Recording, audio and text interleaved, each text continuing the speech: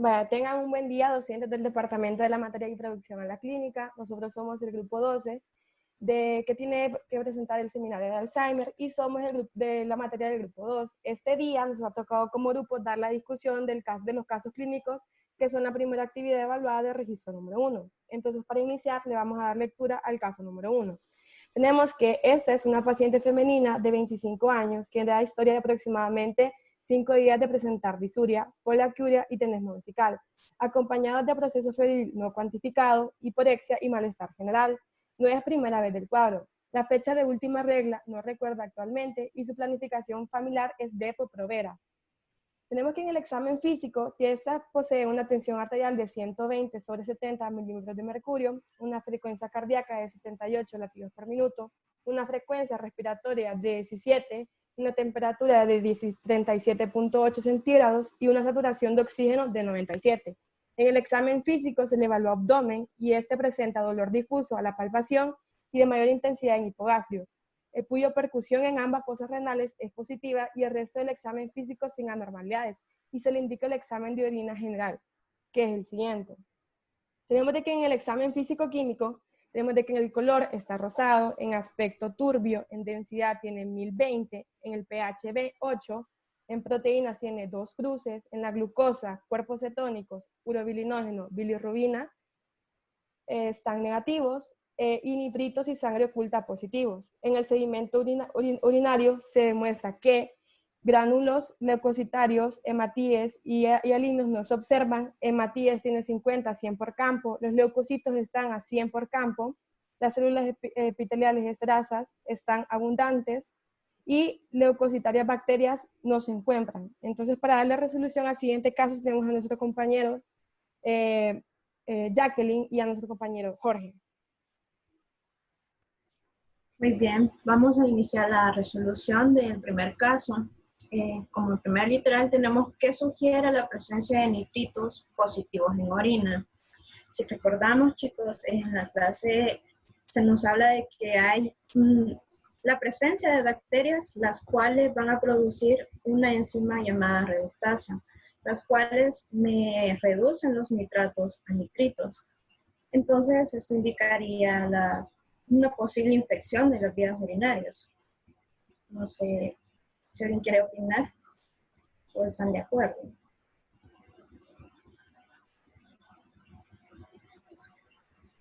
Prácticamente no hay en qué perderse en eso, ¿verdad? Bueno, la siguiente nos dice, menciona una causa de resultado falso negativo de nitritos en la orina. Entre uno de esos tenemos la presencia de microorganismos que no reducen los nitratos, como los Streptococcus faecalis, Mycobacterium tuberculosis y la Neisseria gonorrea.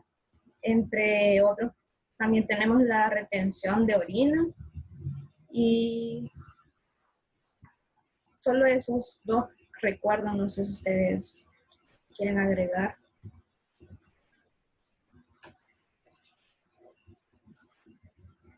Ahí en la clase el doctor mencionaba también de que se podía dar por la incontinencia que el paciente podía presentar, pero en este caso no se presenta, pero podría ser una opción, pero en el caso no se aplica. Sería casi lo mismo de la retención urinaria.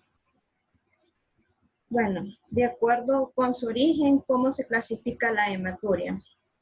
Tenemos la glomerular, renal y urológica. Y en la pregunta 4 tenemos qué entidades podrían causar una hematuria urológica en este paciente. Escriba al menos 3 causas. Tenemos la nefrolitiasis, cistitis, pielonefritis y como un agregado también puede ser un cáncer de vejiga. En la siguiente tenemos qué valor representan las proteínas reportadas en el examen del paciente.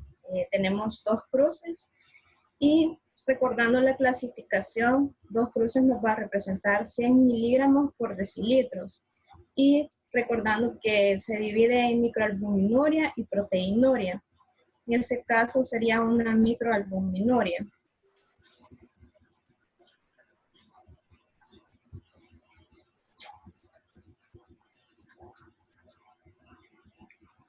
Ahora va a seguir nuestro compañero resolviendo las siguientes. Hola, buenas noches. Vaya, continuando con las preguntas, dice en el examen general de orina, la presencia de abundantes bacterias y células epiteliales abundantes en el análisis de sedimento en ausencia de identificación de leucocitos sugiere la siguiente condición. Esa condición en este caso sería una contaminación o una muestra mal tomada o que la muestra permaneció por mucho tiempo a temperatura ambiente sin ser analizada y aumentó la flora bacteriana normal. Luego nos dice que si tomando en cuenta la sintomatología del paciente, de la paciente y el resultado del examen general de orina, ¿cuál es su impresión diagnóstica? Pues mi impresión diagnóstica en este caso sería una pielonefritis, ya que esta conlleva unos leucocitos y eritrocitos elevados, que en este caso sí están elevados, ya que nos dice que tienen más de 100 por campo y lo normal es de 0 a 4 por campo. También nos dice que que tiene que ser un pH alcalino, en este caso sí lo tiene porque tiene 8, si no mal recuerdo, sí, 8 de pH, cuando lo normal en la primera orina de la mañana tendría que ser en un rango entre 5,5 a 6,5. Entonces sí se toma como alcalosis. Otra cosa para pensar lo que es el diagnóstico, que es la nefrolitiasis, perdón, la pielonefritis, es que tiene los síntomas de cistitis, que es disuria, plaquiduria y tenesmo, pero también presenta lo que es la perfusión positiva. Entonces, esto es un indicativo que es una IVO alta y en este caso una pielonefritis. Exactamente, sí. Por ejemplo, en este caso, abonándole a lo que mi compañera también presenta lo que son proteinurias, que eso es muy característico en este caso, ya que tiene,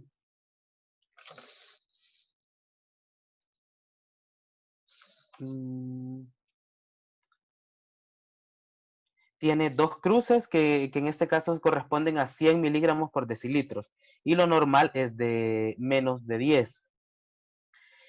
Y como les mencionaba nuestra compañera, que es puño percusión positiva, que eso es muy característico de la pielonefritis, al mismo tiempo de la cistitis, pero como en este caso mi impresión diagnóstica era pielonefritis aguda.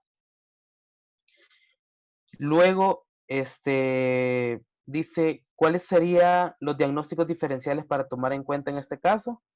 Es nefrolitiasis y la cistitis recurrente. Luego me pregunta qué estudio desearía tener para apoyar o confirmar su diagnóstico y sus diagnósticos diferenciales. En este caso sería una ecografía y un urocultivo para saber si hay bacterias, bueno, qué tipo de bacteria hay presentes, porque es evidente que hay bacterias, ya que en el examen lo dice. Luego dice, ¿a qué se le llama la infección de vías urinarias complicadas? Esta es una infección de vías urinarias asociada con alteraciones anatómicas o funcionales del aparato genitourinario y o presencia de enfermedad sistémica que contribuya al deterioro de la capacidad inmunitaria. En este caso puede ser la infancia, el embarazo, diabetes, vejez o inmunodepresión. Vaya, continuando con el caso número 2, dice lo siguiente. Tenemos que hay una paciente femenina de 39 años de edad con historia de un mes de evolución de adinamia, fatiga, malestar general, que refiere Refiere paciente que hace 2 semanas presentó por 3 días fiebre intermitente no cuantificada, acompañada de escalofríos intensos, no de aforesis, más odinofagia, por lo que consultó a la unidad de salud, donde le recetaron ibuprofeno de 400 miligramos, una tableta cada 8 horas por 3 días, y amoxicilina de 500 miligramos, una tableta cada 8 horas por 7 días. Paciente refiere leve mejoría del cuadro.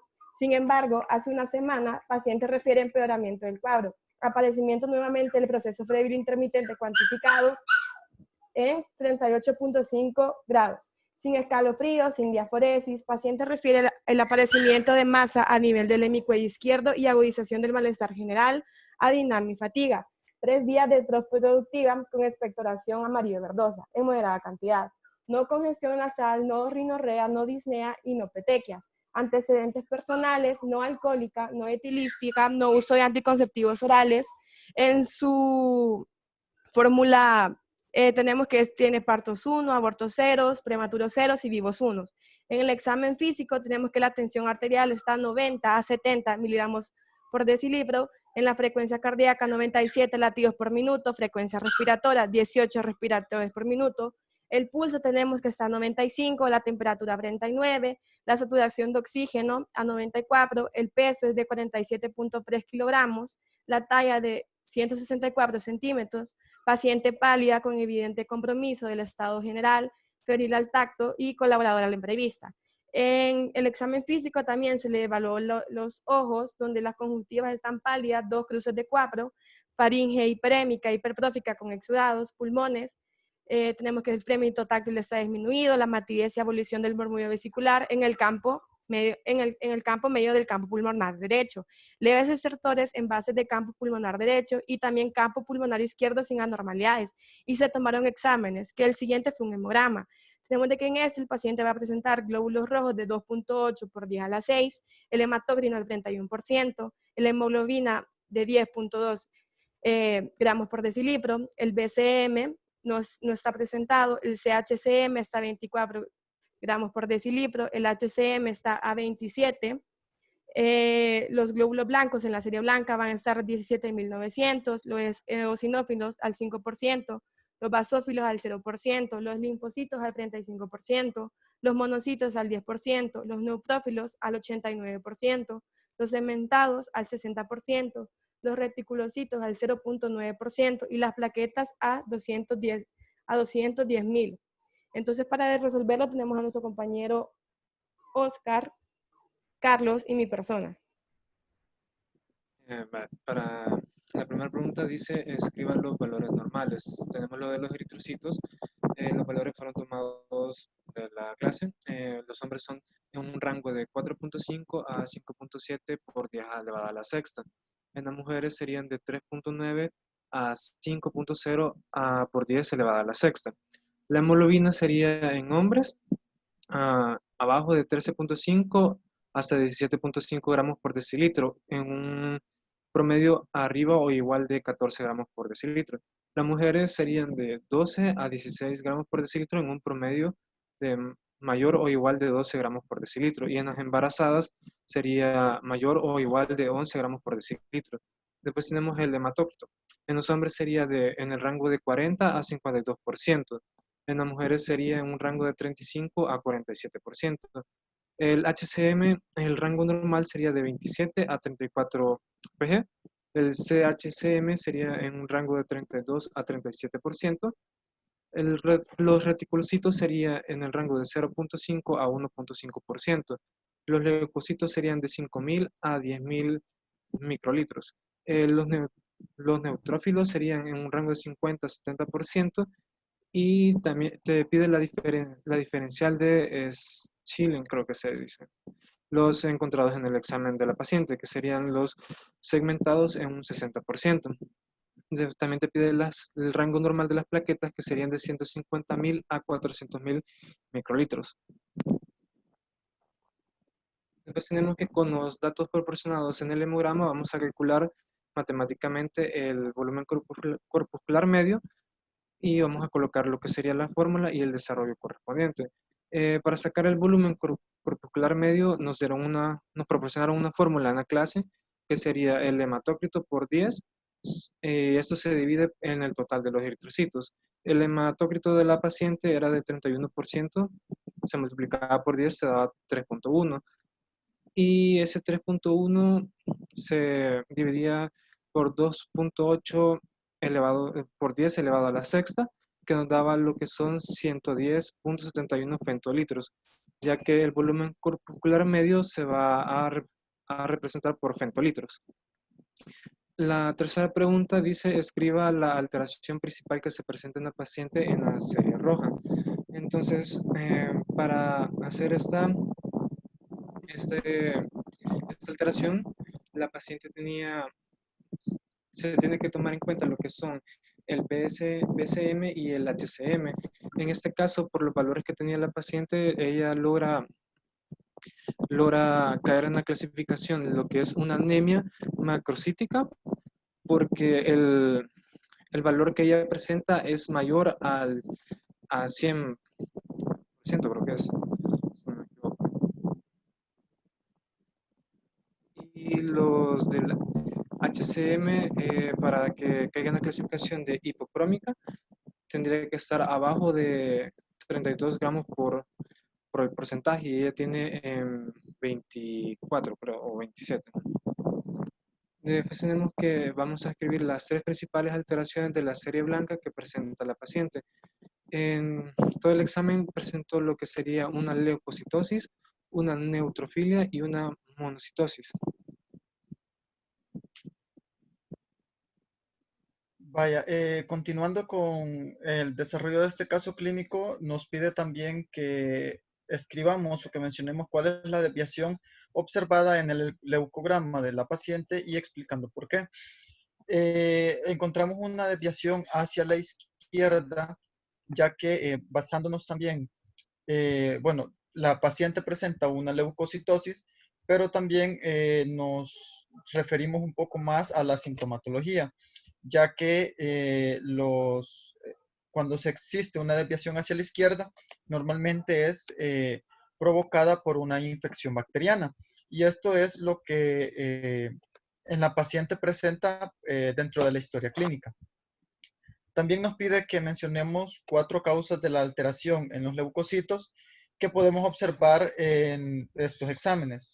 Dentro de estas alteraciones pueden aparecer lo que son infecciones bacterianas, como lo que presenta ahorita la paciente.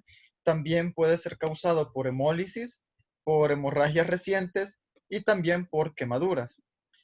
Y nos pide también que pongamos o cuáles son las alteraciones que la paciente presenta o que se observan en el leucograma, y lo sustentamos basándonos en la historia clínica.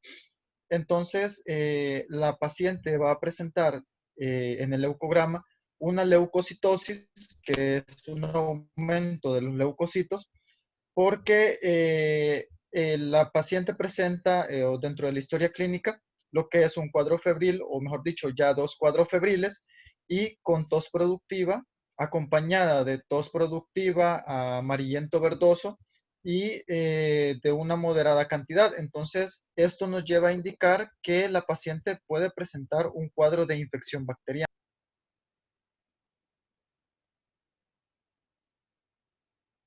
Vaya, continuando con la resolución del caso clínico, tenemos la pregunta número 8. Entonces dice lo siguiente: decide enviarle una velocidad de sedimentación globular y explique qué significa ese examen y cuáles serían los resultados esperados de acuerdo a los valores normales de la paciente. Entonces tenemos que la velocidad de eritrosedimentación globular, tenemos que todo proceso inflamatorio va a tener una fase de actividad que esta va a determinar el incremento tanto de la concentración del plasma o también en diversas sustancias de ciertas proteínas, y estas en conjunto se le van a conocer como proteínas reactivas o también de productos reactantes de una fase aguda que el paciente puede estar presentando. Vemos de que la presencia de estas dichas proteínas en este plasma durante varios episodios de inflamación o de enfermedad van a provocar un cambio en la carga de esas proteínas, entonces lo que va a permitir que la sedimentación de los hematíes tienda a ser con mayor rapidez. Entonces esta, por lo tanto, va a evaluar la velocidad de sedimentación de los hematíes en una fase de inflamación, una fase aguda que el paciente pueda presentar. Esta prueba se va a realizar mediante el método llamado Westergreen. Entonces este va a conseguir en que se va a mezclar 2 ml de sangre en un paciente con 0.5 ml de citrato en un tubo de 200 ml de longitud.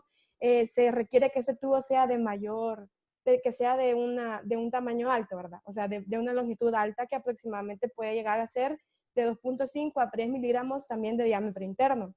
Entonces, al cabo de una hora, el laboratorista va a ingresar esta mezcla, entonces va a evaluar que el tiempo en una hora, el tiempo de sedimentación de los hematíes. Entonces, evaluando al paciente, el resultado esperado, si ésta no tuviera ningún proceso agudo, sería porque esta va a evaluar tanto, esta va a depender tanto de la edad y también del sexo. Entonces, porque es una mujer menor a 50 años, el rango que es esperado en ella va a ser de 0 a 15.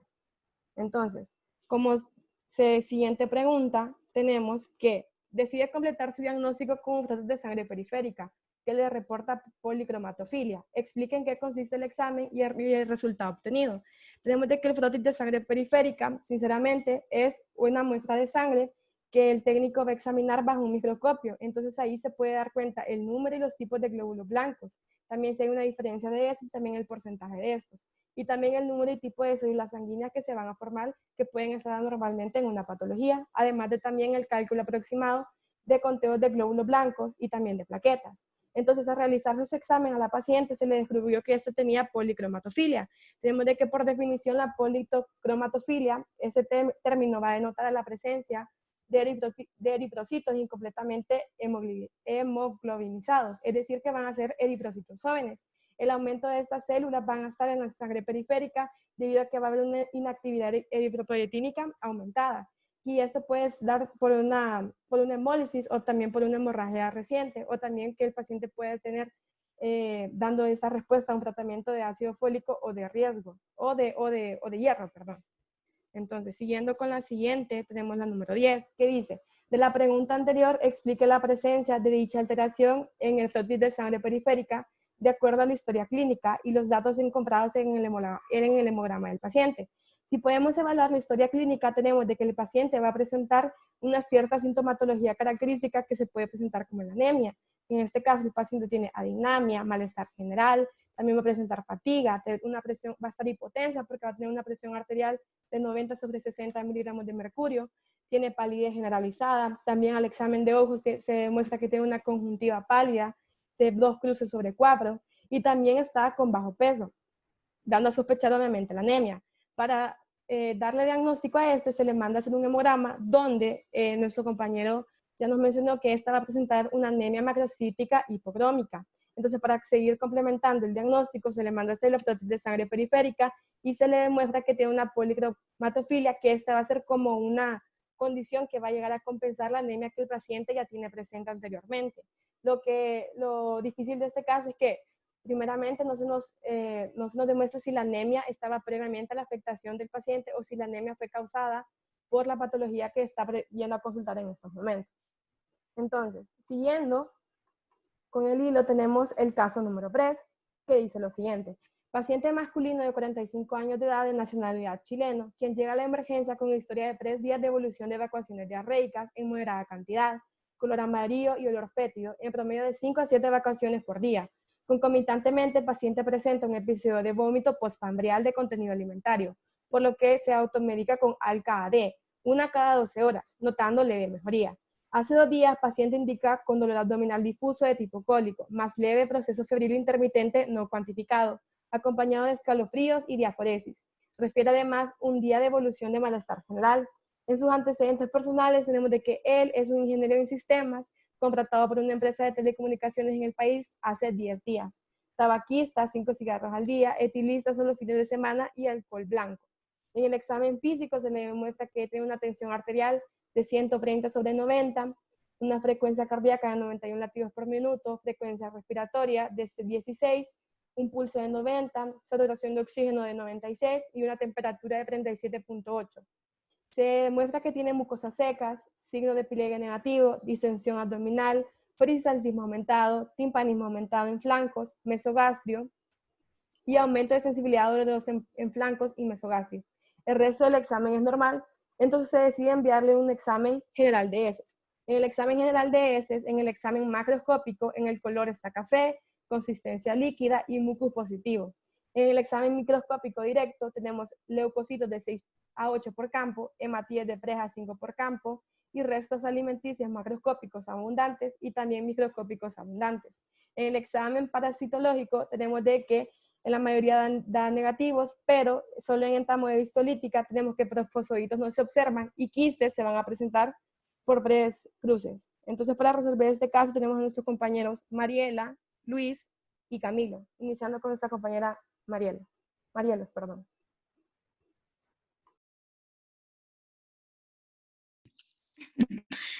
Buenas noches.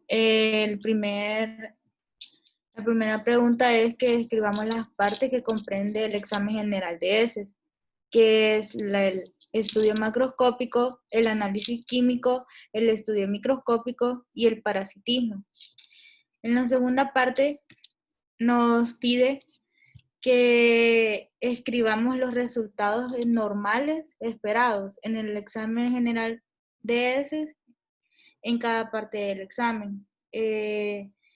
Estos se dividen en estudio macroscópico, microscópico y análisis químico. En el estudio macroscópico presenta en su consistencia y forma, está con dieta mixta y debe ser sólida y formada.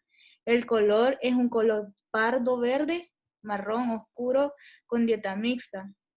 Con dieta ricas en carnes, marrón oscura, en niños amarillenta y con dieta en verduras verdosas. La sangre no presenta sangre, no presenta pus, tiene restos alimenticios que estos pueden aparecer según la dieta. Es normal con las fibras de celulosa, de los vegetales y de semillas. En el análisis químico, en el pH se encuentra neutro o ligeramente alcalino, pero no es mayor a 6. En los azúcares reductores no presenta. La sangre oculta en heces está normal, que es de menor a 2.0 a 2.8 mililitros. En el estudio microscópico, en los hematíes, tiene hasta 3 células por campo, leucocitos hasta 4 células por campo y puede, y puede reportarse normal o aumentada en la flora bacteriana y las levaduras están escasas. En la siguiente pregunta, ¿cuáles son las alteraciones que encuentro en el examen general de heces? En el anterior. Perdón. En el estudio macroscópico, las heces se muestran de consistencia líquida, presentan mucus, presentan restos alimenticios, pero eso es normal. Está en el estudio microscópico, permítanme.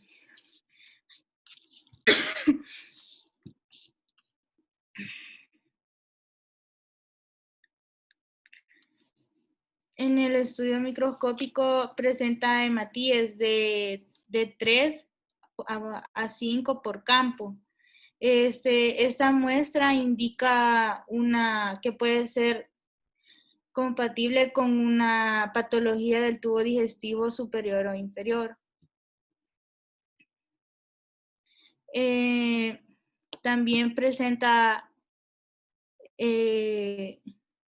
restos alimenticios.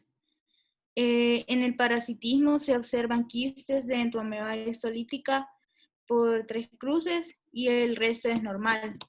De ahí dice que, digamos, la causa que tiene para los restos alimenticios abundantes, macroscópico y microscópico.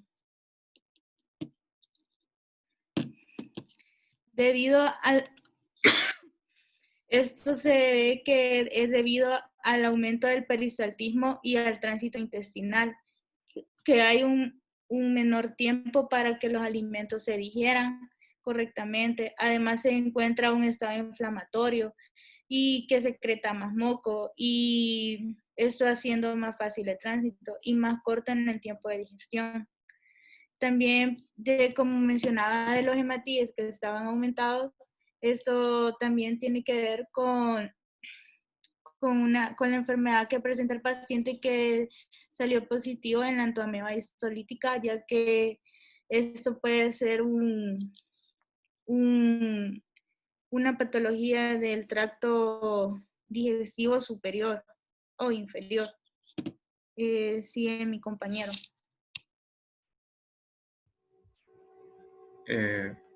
Buenas noches. Seguimos con el literal número 5, que dice: describan en qué categoría de la escala de Bristol se encuentra la consistencia de las heces que presenta el paciente. El paciente en este caso presentaba heces de consistencia líquida, las cuales corresponden a heces de tipo 7 según la escala de Bristol. El siguiente literal, el literal número 6, ¿qué significa la presencia de azúcares reductores en el examen de heces? Para empezar, la presencia de azúcares reductores, estos están relacionados ya sea con una deficiencia ya sea congénita o adquirida, ya sea de disacáridos o de proteínas transportadoras de monosacáridos. Los que más se presentan en este tipo de examen son la maltosa y la lactosa. Los azúcares reductores están relacionados con la mala absorción intestinal, ya sea por un cambio brusco en la dieta del paciente, o también puede estar relacionado con los múltiples episodios diarreicos que un paciente puede presentar, ya sea por una infección gastrointestinal aguda. Este tipo de examen es especialmente bueno en niños y que presentan deficiencia de lactasa, para identificar de manera precoz una intolerancia a la lactosa. La siguiente literal menciona: si en el examen de heces anterior encontrar la presencia de azúcares reductores, explique el porqué de su aparición de acuerdo a la historia clínica del paciente. En el caso de este paciente, la razón de aparición de azúcares reductores en este examen general de heces está relacionado con los múltiples episodios diarreicos por un posible cambio brusco en la dieta que presentó el paciente, debido a que en la historia clínica se describe que el paciente es chileno y probablemente haya viajado hacia acá y haya presentado un cambio brusco en la dieta, lo cual haya provocado la diarrea, ya sea porque adquirió debido a la nueva dieta un patógeno al cual su cuerpo no presentaba inmunidad.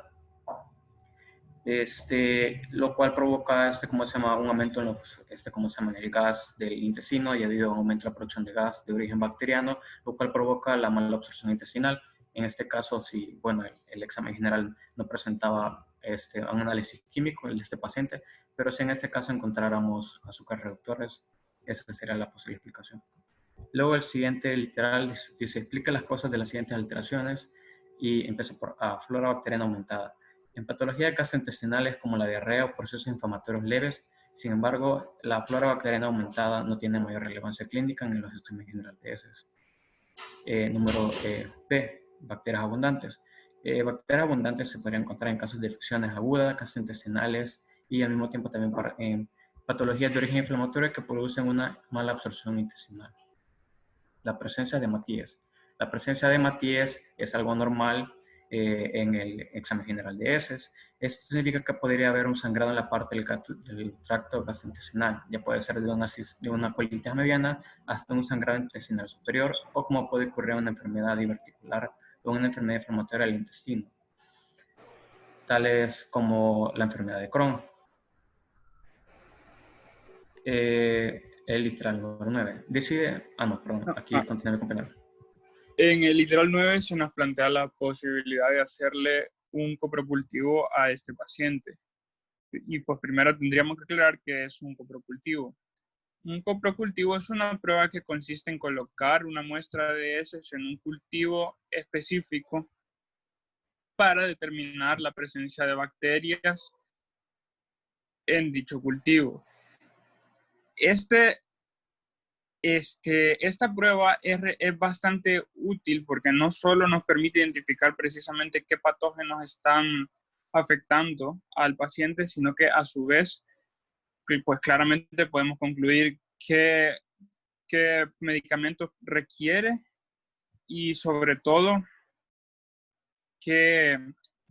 cuáles son resistentes y cuáles sí serán efectivos. ¿Por qué deberíamos de indicar un coprocultivo a este paciente? Pues un coprocultivo se puede indicar dependiendo, pueden haber razones tanto epidemiológicas como razones relacionadas a la gravedad de la enfermedad. Relacionadas a la gravedad de la enfermedad, pues tenemos la presencia de moco y de sangre en las heces. Esto nos indica de ya un proceso diarreico. También tenemos el factor epidemiológico que nos indica que como el paciente viene de Chile, todo esto nos sugiere que ha habido un cambio brusco en la dieta. También hay un tercer tipo de causa para sugerir esta prueba. En este caso sería la vulnerabilidad del paciente. En este caso no está presente. Sería en caso de inmunodeprimidos o personas con síndromes hemolíticos, anémicos o granulopenia. No es el caso del paciente, pero sí es importante saberlo. Posteriormente, en el literal 10, se nos plantea qué instrucciones debería de seguir este paciente para poder realizar esta prueba. Lógicamente, la más importante de todas es tomar las adecuadas medidas higiénicas, lavarse las manos, recolectar la muestra con guantes, con cuidado, pero sobre todo, otra cosa muy importante es cuándo vamos a recolectar esta muestra. Y cabe destacar que tendría que ser en los primeros 3 días de la diarrea. Es bien sabido que es en estos días que la enfermedad se encuentra aguda. Y es cuando la enfermedad se encuentra aguda que es más fácil encontrar pruebas de moco o sangre en las heces que nos permitan identificar la gravedad del proceso diarreico y la presencia o ausencia de este.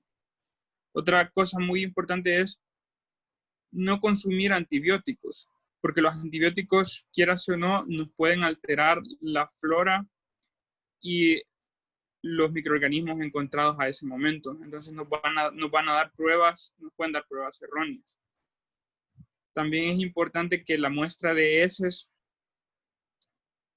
sea usada de preferencia que no pase de media hora, y a lo mucho, si se va a pasar de media hora, que no pase de 2 horas, porque en ese caso ya no nos sirve la muestra. La razón es que si las heces pasan mucho tiempo afuera, pueden llenarse de microorganismos que no formaban parte del tracto digestivo del paciente y nos pueden llevar a un diagnóstico diferente de lo que realmente tiene. En el literal 11 se nos plantea la prueba de azul de metileno. Esta prueba es útil en el caso de detectar bacterias. Como claramente todos los puntos que hemos visto antes nos han sugerido una diarrea del viajero, la cual es muy comúnmente asociada a bacterias como Shigella o E. coli, nos viene muy bien hacer este tipo de pruebas porque no solo nos indica la presencia o ausencia de bacterias, sino que también nos permite identificar si son gram positivo, gram negativo, y eso nos orienta a la patología en cuestión. ¿Y cómo lo hace? Pues la prueba de azul de metileno es una tinción. Esta tinción nos permite identificar células inmunológicas que están relacionadas a la aparición de patógenos, principalmente polimorfonucleares y mononucleares. En este caso se nos pregunta, ¿qué esperaríamos ver? Pues lo más normal sería células polimorfonucleares, porque son las que más se asocian a este tipo de infecciones, y bacterias gram negativas, porque son el tipo de bacterias que más frecuentemente están relacionadas a patologías entéricas. Y finalmente en el literal 12, pues concluiríamos con la impresión diagnóstica. Bueno, tenemos que hay moco en heces, la consistencia de las heces es líquida. Esto nos indica que hay un problema tanto de absorción como de digestión. Posteriormente tenemos en cuenta los datos epidemiológicos del paciente que nos van a indicar que el paciente ha tenido un cambio brusco de dieta. No es difícil llegar a la conclusión de que ha habido una diarrea del viajero. No contamos todavía con las pruebas de coprocultivo y de azul de metileno, pues por el momento no podríamos llegar a un diagnóstico completamente específico. Pero dadas las pruebas y los datos que tenemos, llegamos a la conclusión de que estamos ante una diarrea del viajero. Vaya, siguiendo con el último caso clínico, que dice lo siguiente. Paciente masculino de 82 años con antecedente de hipertensión arterial controlada, con cardesertán 16 miligramos cada día, más aspirinita, una tableta cada noche. Tratamiento que no ha suspendido. Hoy consulta con historia de 6 días de fiebre cuantificada en 38.7 a 38.9 centígrados, acompañada de escalofríos más osteomialgias generalizadas y tos inicialmente seca y luego productiva con esputo verde amarillento. Se automedicó con remedios caseros naturales y acetaminofén, pero no mejora. Desde hace 3 días presenta dolor en región torácica inferior izquierda, que se exacerba al respirar y toser, y se acompaña de dificultad respiratoria no relacionada con los esfuerzos. Consultó en una unidad de salud y le dijeron que era gripe, y le agregaron un jarabe para la tos, pero no mejora, por lo que decide consultar. En el examen físico, el paciente alerta y orientado en las 3 esferas presenta una frecuencia respiratoria de 24, una presión arterial de 170 sobre 90 miligramos de mercurio, una temperatura de 39.1, saturación de oxígeno de 94, ligera disminución en la expansión del hemitórax izquierdo, sin signos de dificultad respiratoria. A la palpación hay fremito táctil aumentado en el lóbulo inferior izquierdo, pero en la base izquierda hay abolición del fremito táctil. A la auscultación presenta estertores crepitantes en base izquierda y en la parte más inferior hay abolición de ruidos respiratorios. A la percusión hay matidez en base izquierda con columna sonora. En el examen cardiovascular respiratorio renal no hay soplos, no hay ingurgitación yugular ni edemas. Se envía una radiografía de ectoras posterior anterior y algunos exámenes, donde sale una urea de 20 miligramos por decilitro. Para la resolución tenemos a nuestro compañero Abilio y nuestra compañera Alicia. Buenas noches. Para comenzar vamos a seguir con la primera pregunta que dice ¿cuál es su sospecha diagnóstica? Dice Carlos que lo aceptes. Ya. En la sospecha diagnóstica tenemos la diagnóstica, que la dividimos en subjetivas y objetivas. Permítame un ratito, que hay alguien que se salió. Sí, ¿verdad? Hay alguien que se salió. Ya está aquí. Ah, vaya. Solo, Andrea, ¿puedes pasar el mando para compartir unas imágenes para la lista?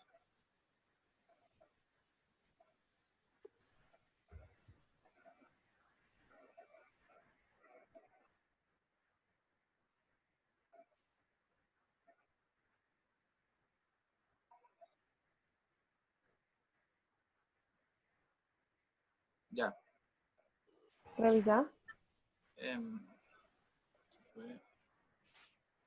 No, todavía no. Andate ahí a mi perfil. Vale, en la primera pregunta nos pide cuál es la sospecha diagnóstica del caso anterior y nos pide clasificar en clave diagnóstica, problemas e hipótesis. En las claves diagnósticas tenemos las subjetivas y las objetivas.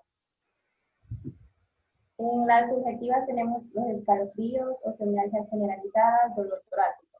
En las objetivas tenemos hipertensión arterial, es un paciente de 82 años, tiene fiebre de 39 grados, tiene tos productiva, disnea de reposo, estertores crepitantes en base izquierda y en parte más inferior hay abolición de ruidos respiratorios.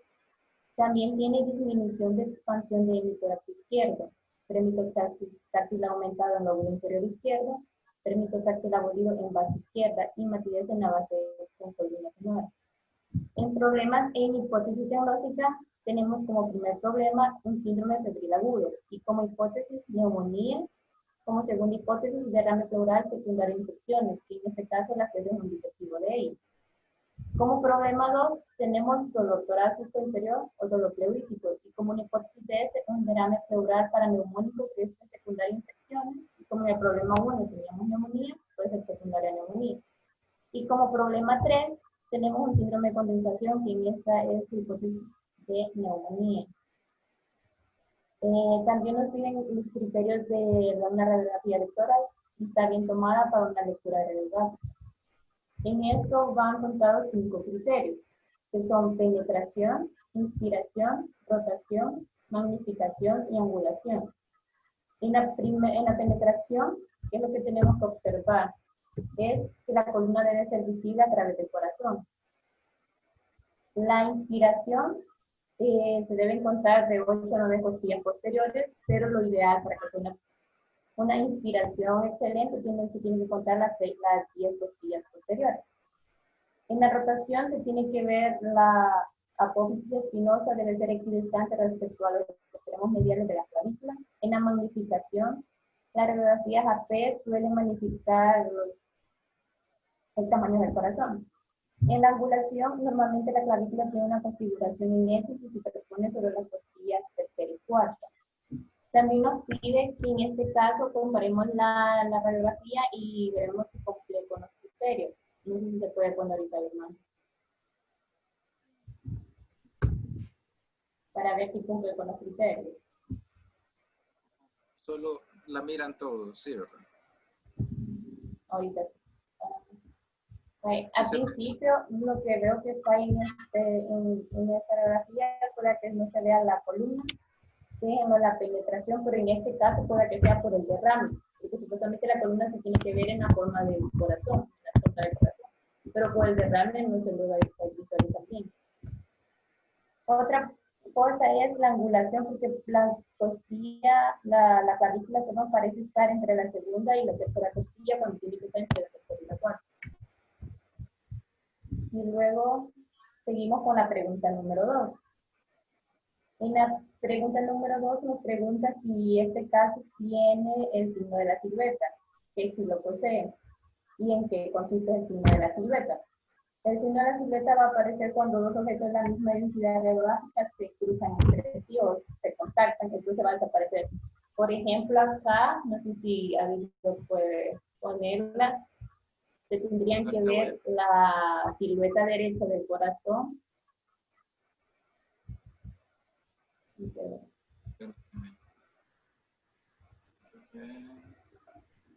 Que las perdí.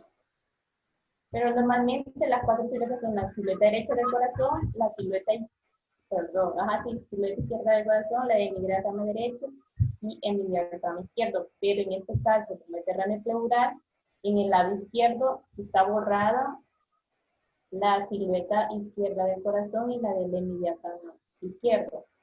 Entonces, por eso sí hay signo de la silueta. O sea, este signo aparece cuando se elimina la silueta de estas dos partes de los órganos. Y la tercera pregunta nos dice que indiquemos dónde se encuentra la tráquea y la carina. Así si se puede ver la imagen.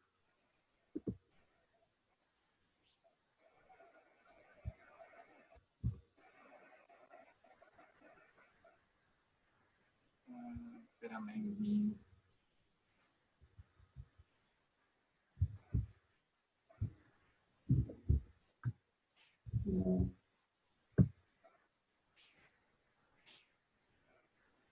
Abilio, se salió Carlos de nuevo. Otra vez. Sí. La imagen de la tráquea y la carina. Sí, ahorita, espérame, solo le doy el paso a Carlos.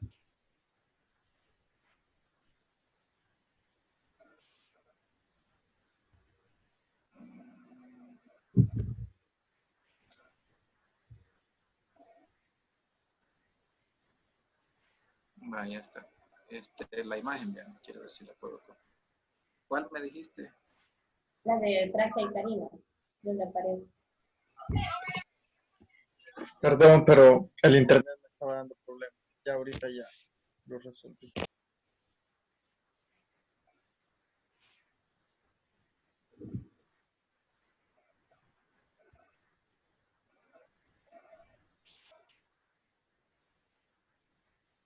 Lo que aparece en la imagen de la tráquea y carina, voy a avanzar a las 4.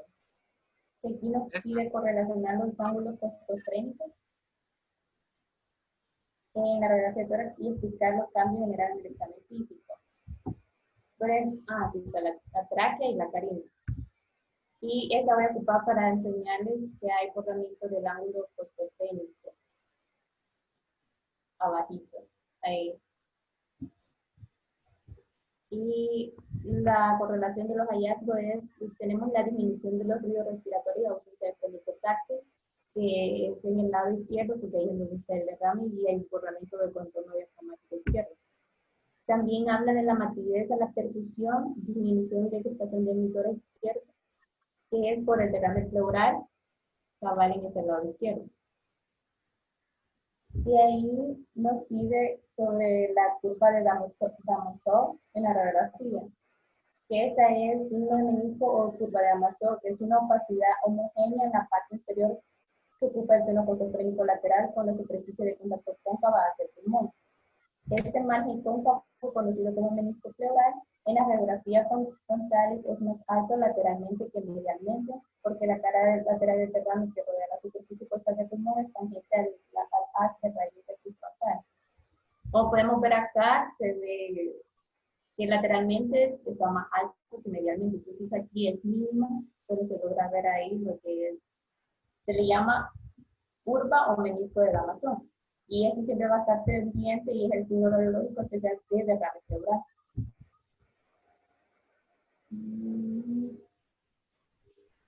Y la número 5 nos pide en qué caso hubiera solicitado una radiografía de tórax anteroposterior. Y estas se solicitan, por ejemplo, cuando los pacientes no pueden estar en diferenciación, no sea posible, ya que sea por una comorbilidad grave o por edad. Y seguimos con la pregunta número 6. Vaya, con respecto a la pregunta número 6, de este caso nos dice, ¿tendría alguna utilidad enviar una radiografía de cúbito lateral? Y que expliquemos el por qué. Bueno, según toda la teoría que hemos estado leyendo estos días y según la clase también, una radiografía de cúbito lateral, en este caso en particular de un derrame, de una sospecha de un derrame pleural, a nosotros como médicos nos ayudaría a reafirmar el posible diagnóstico, para empezar. Y si hablamos de manera radiológica, en la radiografía de cúbito lateral, ya sea izquierda o derecha, dependiendo de la indicación médica, se va a manifestar la presencia de líquido en la cavidad torácica. Porque si nosotros tomamos únicamente solo una radiografía, en este caso póstero anterior, la presencia de líquido no es muy notable en la radiografía. En cambio, en una radiografía de cúbito lateral, de izquierda o derecha, en este caso creo que, bueno, no dice, pero en el caso de que la solicitáramos, en la radiografía se va a evidenciar de una manera más ¿cómo se dice?, certera la presencia de líquido, porque por la posición del paciente al momento de tomar la radiografía, el líquido, ya sea poco o mucho, va a tener la tendencia a desplazarse hacia el lado del costado donde el paciente esté acostado, por así decirlo. Entonces, en la radiografía no tenemos un ejemplo a la mano, pero en clase y en los libros hay varios ejemplos donde se muestran ejemplos de derrame pleural en la que prácticamente todo el costado se ve de una forma así borrosa, por así decirlo, o radiolúcida. Entonces, una radiografía de cúbito lateral, aparte de reafirmar nuestro posible diagnóstico, nos ayuda a evidenciar la cantidad de líquido o calcular la cantidad de líquido que hay dentro de la cavidad torácica. Esto para seguir una línea de tratamiento o en cuanto al paciente, porque dentro de la terapéutica y el seguimiento de un paciente con un derrame pleural, casi siempre está indicada una toracosintesis. Esto consiste en una punción torácica que tiene como objetivo la extracción del líquido, ya sea pus, agua o cualquier otra sustancia dentro que haya sido invadida, esté invadiendo la cavidad torácica. Entonces, Si la cantidad es bastante, se va a evidenciar. Si la cantidad es mínima, también se va a evidenciar. Entonces, esto nos va a dar la pauta para seguir este tratamiento o otro tipo de tratamiento para el paciente. Esa sería básicamente la respuesta para esta pregunta.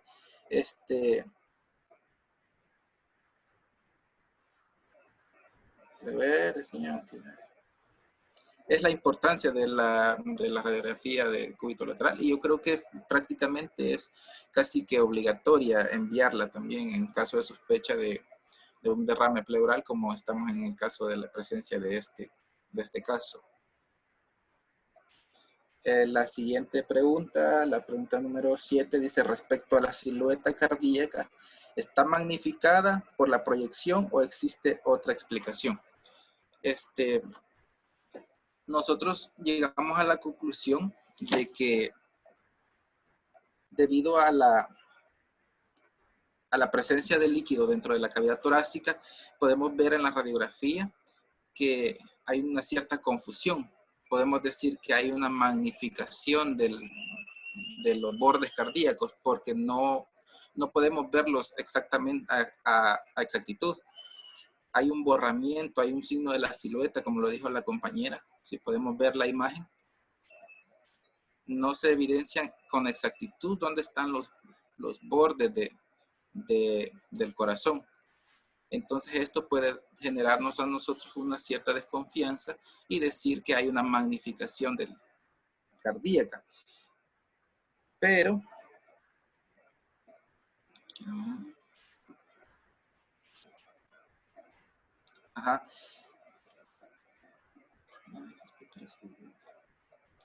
otra explicación sería que, no sé si se recuerdan que en la historia clínica el paciente presenta hipertensión, pero no nos especifica desde hace cuánto es paciente hipertenso ni nos dice la causa base de su hipertensión.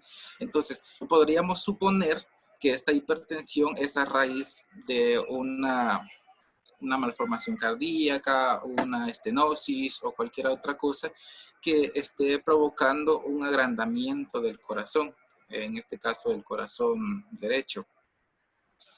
Pero como les digo, esta pregunta prácticamente solo podemos contestarla en base a suposiciones, porque para decir claramente que existe una magnificación de la silueta cardíaca, en clase nos han dado una fórmula matemática que es bien sencilla, que consiste en medir el diámetro total del tórax y el diámetro total del corazón, tomando en cuenta sus dos bordes, ya sea el izquierdo o el derecho. Pero en estas circunstancias no se puede porque los bordes del corazón, como se ve en la imagen, la silueta de los bordes del corazón no están bien definidos. Para esto tendríamos que tomar una radiografía anteroposterior en la que la silueta del corazón se podría ver de una forma más clara. Aunque como vemos hay presencia de líquido, probablemente también se vería afectado y creo que esto no sería posible. En cuanto a la pregunta número 8, dice, ¿cuál sería la etiología o microorganismo más frecuente de esta patología? Como lo habíamos dicho en las primeras preguntas, nuestra sospecha diagnóstica es un derrame pleural o un derrame paraneumónico en este caso, causado por un microorganismo. Como consecuencia secundario a una neumonía adquirida en la comunidad. Ese es nuestro diagnóstico principal. Entonces, si nos basamos en esa sospecha diagnóstica de neumonía adquirida en la comunidad o derrame pleural por esto, dentro de los principales agentes etiológicos tenemos la Pseudomonas pneumoniae, que de manera general es el microorganismo que mayor frecuencia causa este tipo de infecciones, pero tenemos otro tipo de microorganismos. Pero ponemos a la cabeza por la edad del paciente y por los datos etiológicos existentes en los diferentes libros, que es la principal causante de este tipo de patologías. Solo que en este caso es Streptococcus pneumoniae. ¿Y qué dije yo? Pneumonia. Pero es Streptococcus. Vale. Streptococcus, entonces. En la 9 nos hace una pregunta que dice, que si existe algún tipo de escala predictiva o pronóstica del caso para mortalidad y evaluación del manejo del paciente en este caso. Como lo hemos abordado desde un punto que, como sospecha diagnóstica de una neumonía, entonces existen dos escalas principales que son tomadas en cuenta en clínica, que ya las vimos en fisiopatología, ya lo discutíamos anteriormente nosotros como grupo, que son la escala CUR 65, CUR 65 y los criterios FINE. De esto creo que no hay mayor explicación, solo que los hemos tomado como base por nuestro diagnóstico inicial. Entonces, como ya de todos sabidos, estos criterios de estas dos escalas nos sirven para tanto la valoración del paciente, si va a ser tratado de manera intrahospitalaria o va a ser tratado extrahospitalaria, o amerita una situación de ingreso en unidad de cuidados intensivos. Y finalmente, la pregunta número 10 de este caso nos pone una imagen, quiero ver si se las puedo compartir. Ajá.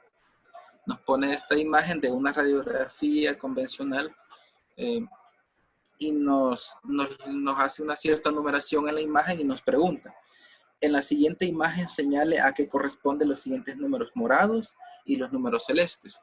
En clase la doctora nos explica, y los libros también lo explican de esta forma, que en cuanto a la lectura básica de una radiografía, si nos podemos dar cuenta, los números morados nos están señalando las distintas estructuras costales, las costillas, para ser más específico.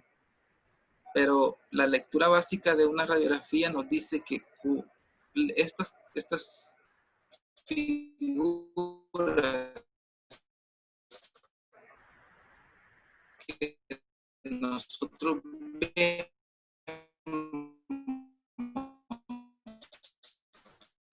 a simple vista como antes, los números celestes que aquí se ven blancos, nos está señalando las costillas posteriores. Entonces, lo que hay que recalcar en esta imagen es que, como les dije en un principio, puede resultar engañoso, y a la vista podríamos decir que las que parecen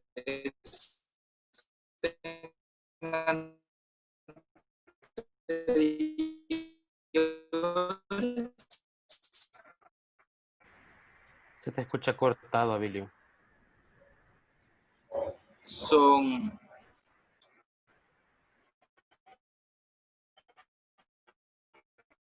que las parecen anteriores.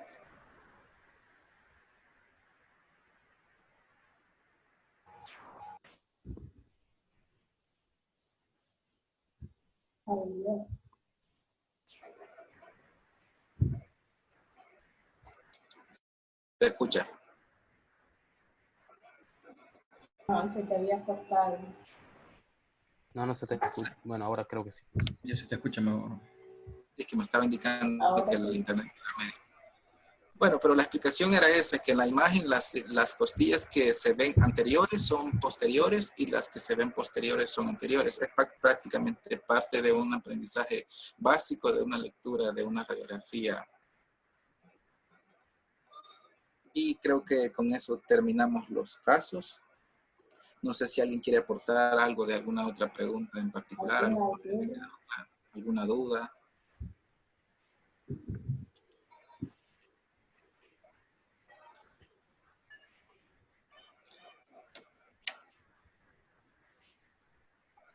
Ajá. O para hablar más del derrame pleural, lo único importante es la opacidad que se ve en la posición donde va a estar el derrame. En este caso es el izquierdo. Vamos a ver opacidad en todo ese lado y va a ser el borramiento de la silueta o el hemidiafragma izquierdo y también literatura del pelo extremo, que es lo más importante en esta parte. Ahí se ve.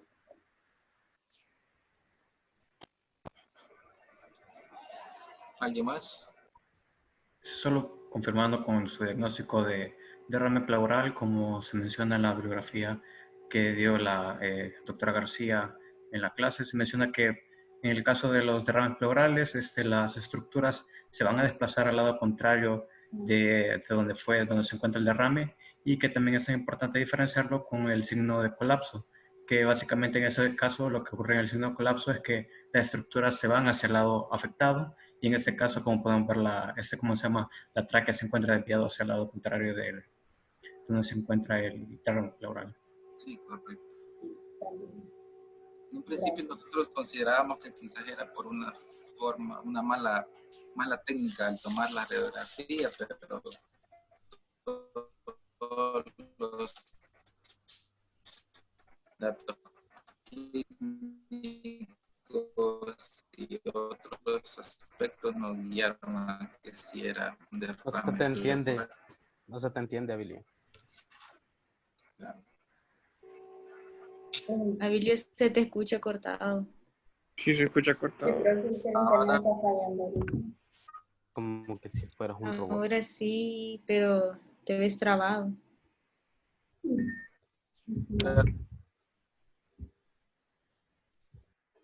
Bueno, yo opino que con esto damos por concluido la discusión y también la resolución de los casos clínicos. Entonces, como grupo número 12, le agradecemos la atención prestada y que pasen feliz día.